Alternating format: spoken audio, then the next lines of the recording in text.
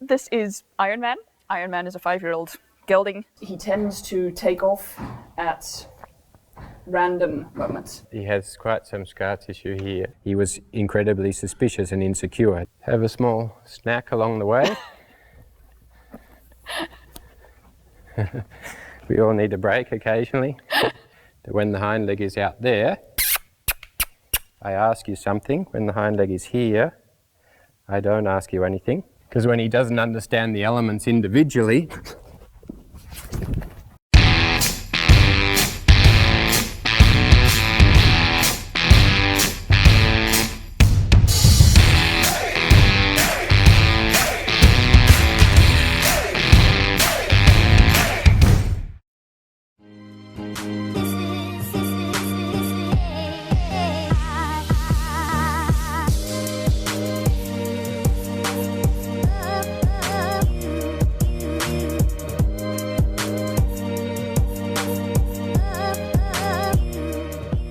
This is Ironman. Ironman is a 5-year-old gelding. He has not done a whole lot yet because we haven't had time to spend doing it with him. But he gets a little bit scared and runs away when we're riding him, so that's why we're here. I am a dressage rider. Some of the time at the moment, I'm mostly running an equine swimming pool, which takes up too much of my time, so I do not have enough time to ride my horses. But it's enjoyable. He actually belongs to my boyfriend, who bought him as a foal. yeah, And we have a chronic time problem, so we have not done very much with him. yeah, He was broken in last winter, so late already. yeah, And he is actually okay in riding, or he is rideable, yeah, but he tends to take off at random moments. And we can't, or at least I can't quite figure out what's causing it. So Yeah. where it's coming from, it's not something that he spooks from externally. And he did that a couple times, and it was certainly not getting better. So I figured I would rather stop riding him for a moment and take time to fix the problem. And what's the future going forward? He's going to be a horse for you in the sport? No, we actually want to sell him. Okay. Do you want me to show you the video of what he does? Oh yeah, that's good. This was the absolute worst time. Okay.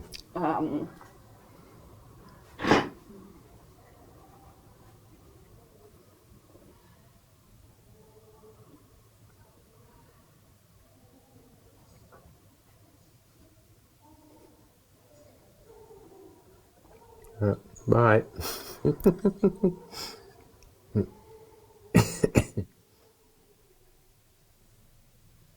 Oh, you have it. It's nice you have a big space so you have time to pull him up again. Yeah. Oh, good. Yeah, so basically the process is today I see how the horse is. We treat it as an assessment, so it's a day where it's a day that gives you hope. Hopefully.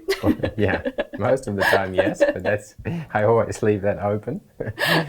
And yeah, this assessment generally is depending on how the horse is, but we find out how he is, where he's at, what he doesn't know, what he knows, and then what the specific cause of some of the symptoms you're getting is, and then what the best action plan is for him to get to where he needs to be.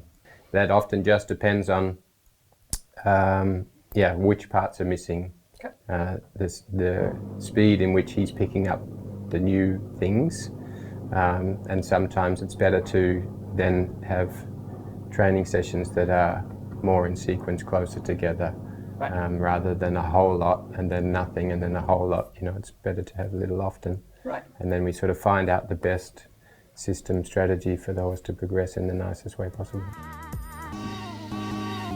So they are a nice shade of green.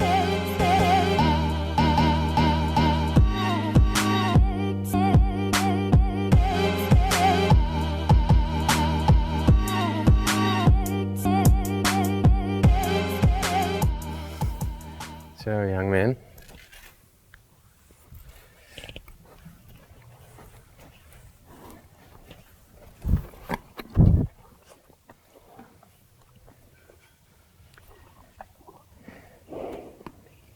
So I'm just in the beginning, just feel how he is in the skin.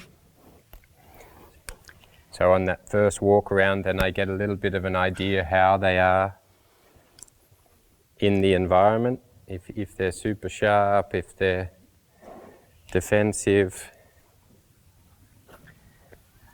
He can kick when he gets insecure. Yeah, I feel and that. it won't be aimed at you, it's just back, but he's quick.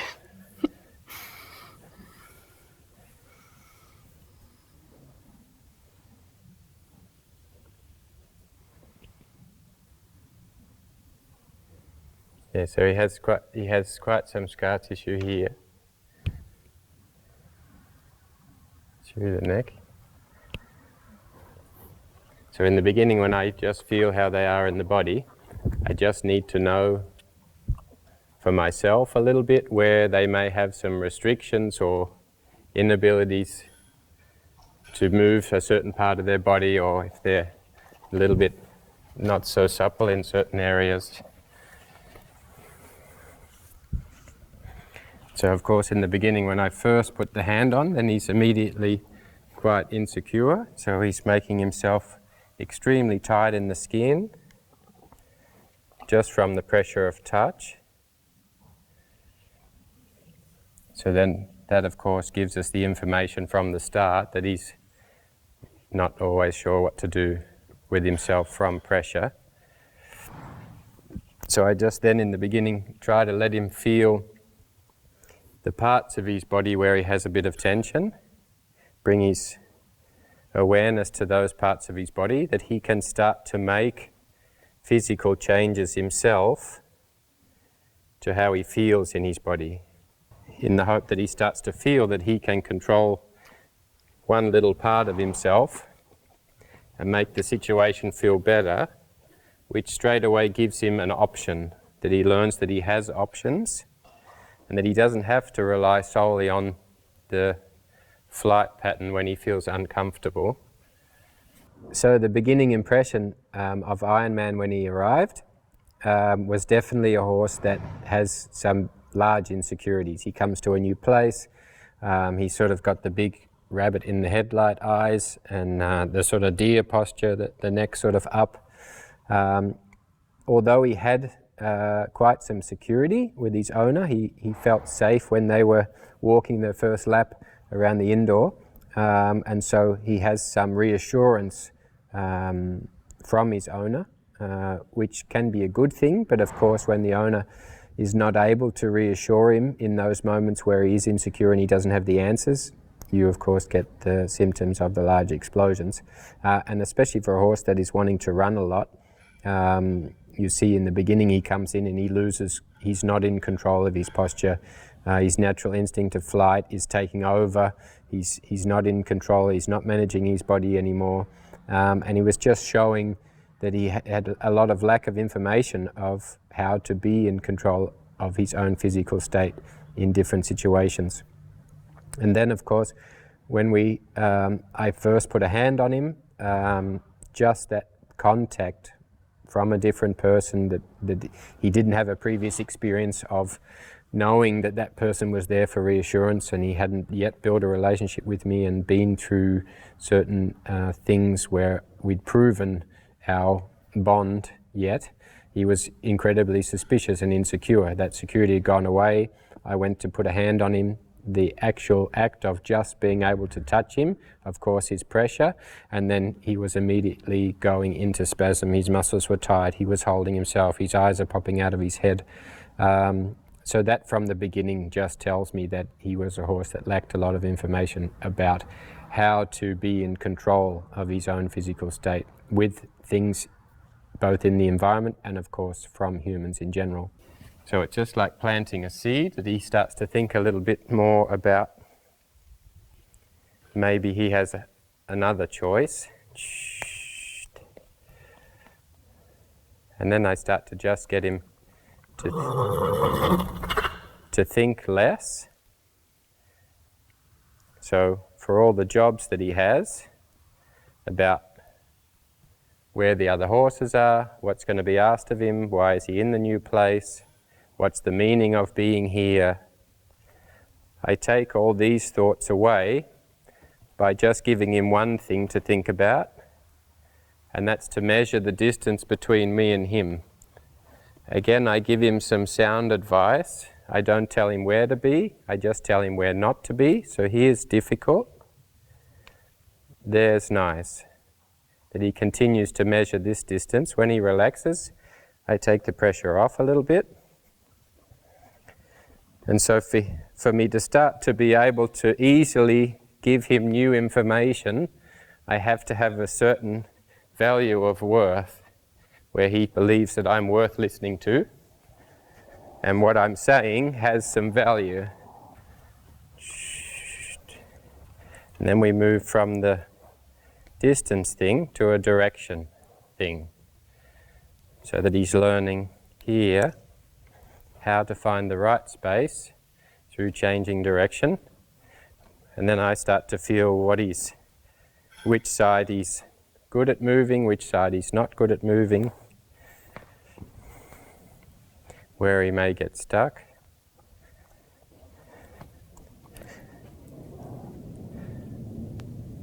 And we take particular notice of the pattern that he wants to move naturally. So at the moment he's got a little bit of when he moves, he's going into the neck sort of coming up and getting tight underneath, and then he moves. So he's moving with tension stability. So for him to be able to balance and feel good, he's going into tension,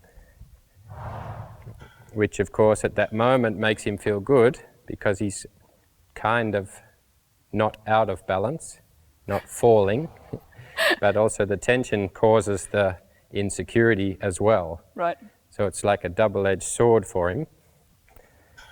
So it's really important that when he starts to simply turn here, he's able to position the feet behind and across. So for different horses that means something different. For some horses that run over you, they need to learn this drawing backwards through the body.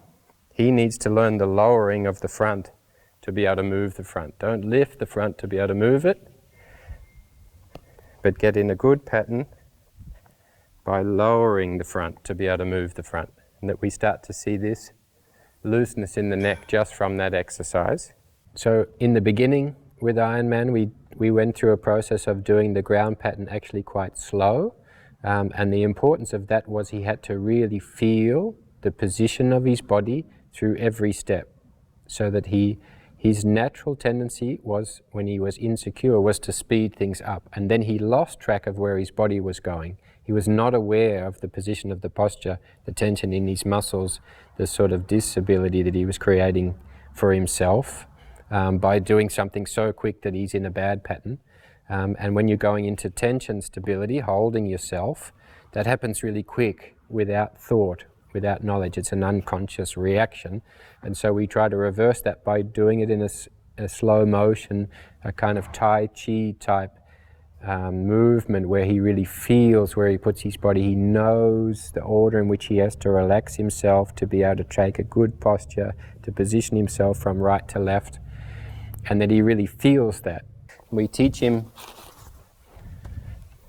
the position or draw to the block. So he's in a position of readiness in presenting us the saddle, so that when you get on, he doesn't feel like he's being held.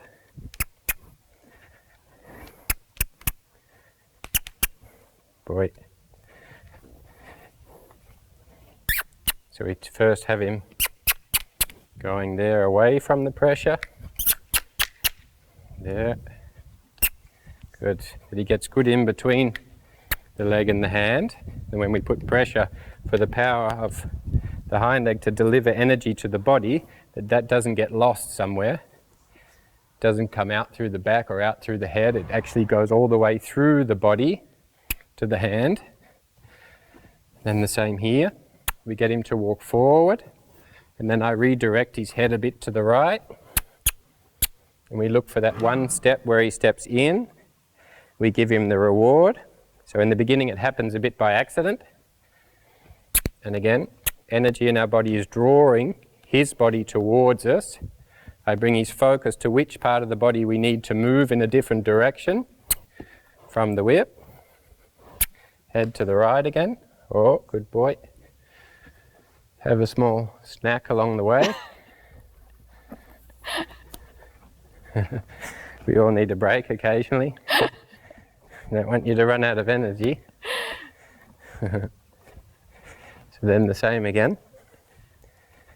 So the walk, lowering my body language, and then being able to lift the energy and give an indication of where I want his body to go. Head to the right, hind legs in, oh good boy, relax, away. Again, draw energy, this end.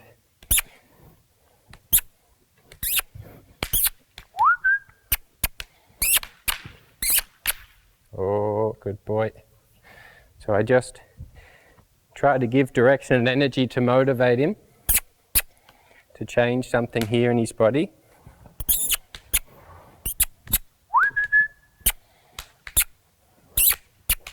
Oh, good boy. So the beginning part is just getting the step inwards. Oh, good boy. And then it's being able to draw a full step sideways with the front leg. So breaking down the steps of him thinking or understanding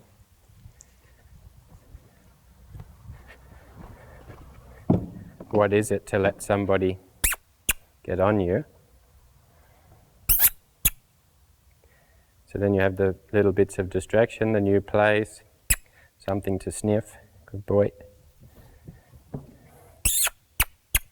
I just keep the signals really clear that when the hind leg is out there, I ask you something. When the hind leg is here, I don't ask you anything.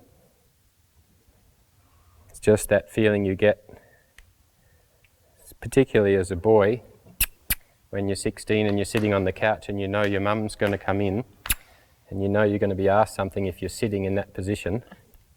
So then pretty soon you move from that position.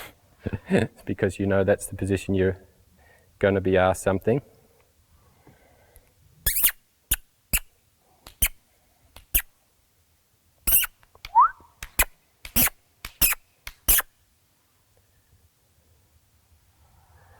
Boy, there I reward him. Let him find the rest again. Controlling yourself physically and mentally, having good self-management, being a good decision maker, and that's ultimately the cause of the symptoms of not doing the right thing at the right time. He's not in control of himself. He doesn't have good self-management. He doesn't have the skills to be able to make a good decision. And so then he makes a lot of bad decisions, or he relies purely on his instinct to save him, where we can give him really good knowledge about his body, that he can be in control of his body, not a slave to his body, that his muscles go tense and then he goes, oh shit, I'm tense. What do I do? You know, there is a way to take the tension out of yourself. Oh, good boy. There's the rest. Good. But it's planting those seeds that these things are possible. So then we go take a break from that. And so the process, one, of teaching him to draw to the block is really important, that it builds a mindset for him of him presenting the saddle. So he feels in his mind, I'm coming into the arena and I'm putting my body in a position where I'm presenting the saddle and I'm saying, I'm ready for the rider to get on me. So already he is preparing his mind to say, I'm ready, I'm prepared, and I understand fully that someone is getting on, and I'm okay with that, and I'm telling myself I'm okay with that myself.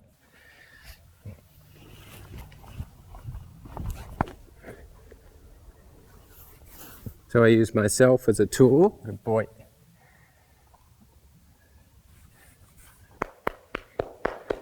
So he has the feeling of the movement, touch, sound and approach, and then weight. And of course we have to deal with these things individually to be able to then make a combination of these pressures. Because when he doesn't understand the elements individually,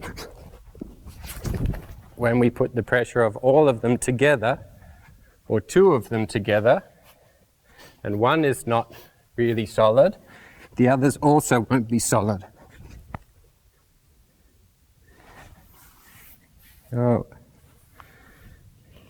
Quite often the young horse can go through a certain pattern in which the rider quietly makes his way onto the horse, so to speak, and through repetition, through doing it every day, and the horse feeling, okay, I didn't die from that yesterday, so it's a process I'm now familiar with, and I had an experience of surviving, coming out the other end, and so they just kind of go along with it, but it becomes a thing of being desensitized or getting used to a certain pattern, and then when they experience something outside that pattern, they don't have the tools to know how to deal with it, and then of course you have the insecurities.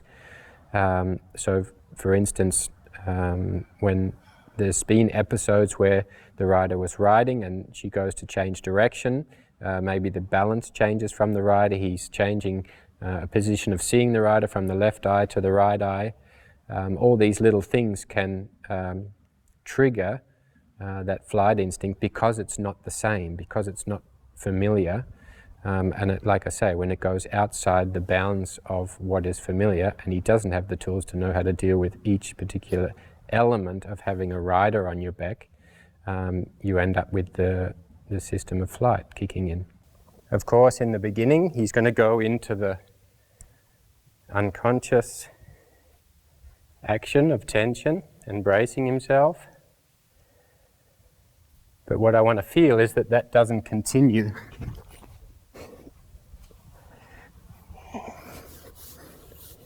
So we have the tension point here. There he goes out of it. There I relax.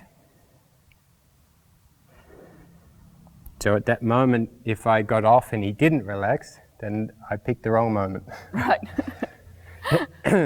I was fooled into thinking that he's turning the pressure gauge down when it was actually going up. But when you sort of strip it down and really diagnose what do you do in your body when you feel weight that is not balanced and on one side or shared equally. You know, what happens when my rider has had 6 beers at the pub and comes to get on and he's not quite that stable, you know? Am I relaxed enough in myself to create stability, or do I get uptight and think, oh shit, he's not balanced and I'm not balanced, so then the insecurities come. So this is then going through, searching, diagnosing the little parts of each element that are not stable.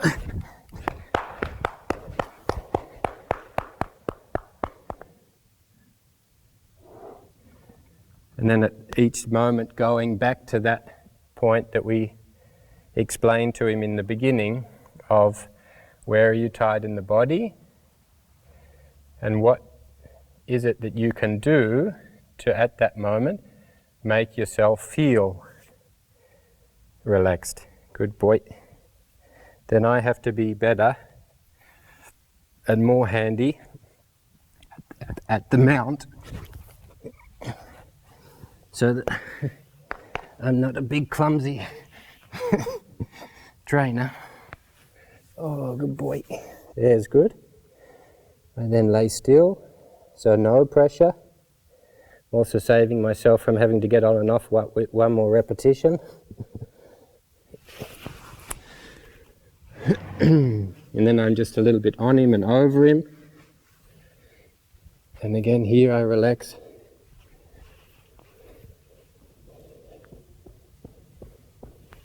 and then I test the things. Of course, I can't get to this position unless I've dealt with the other things. I'm pretty sure my heart rate was higher than his during that. Good boy. So for day one, it's enough for him, because it's not so much about how much can we do with him, like how many things can we try, but sort of getting a good read on where he's at. It's difficult for me to say. I don't like to measure horses' intelligence. He doesn't have an active thinking part of his brain, and I think it's only because he hasn't practiced it. He's only been operating on the natural instinct, what Mother Nature told him. And he's naturally sweet, so he's going along with a lot of things that are familiar. Mm-hmm. But when something steps outside his comfort zone that's not familiar, he doesn't have the tools to know how to be in control of himself, and then you get the natural reaction, of course. But the nice thing is actually he wants to be comfortable, and he wants to go in a nice, sweet way all the time. So I think if we can give him the smallest idea of what that is, he will make a 360 turnaround, and then he will make a really amazing riding horse for somebody. Yeah, so as I said in the beginning, we make the decision today of where he's at. He's a horse that will learn quickly, but he's also a horse through the process that needs lots of little sessions. So I think if we have him here for the start part, and then we upload a little bit, and then we just take it week by week. We don't say this is how long he has to be here, but we do it in that process. And then it's really important, of course, that it's also good that you come as many times as your time allows to also see the process. But it's really important that when we say, okay, we've got him to a level where he's really in control of himself, and he has good self-management, and he's confident, and has good awareness, that you come and also feel that, learn that. And so you know the steps that he took to get to where he is, and you know from that point how to continue into that point of success. That makes sense. Yeah? Sound like a good plan? Yes, it does. Good. I'll share some of your horse's dirt with you. Thank you.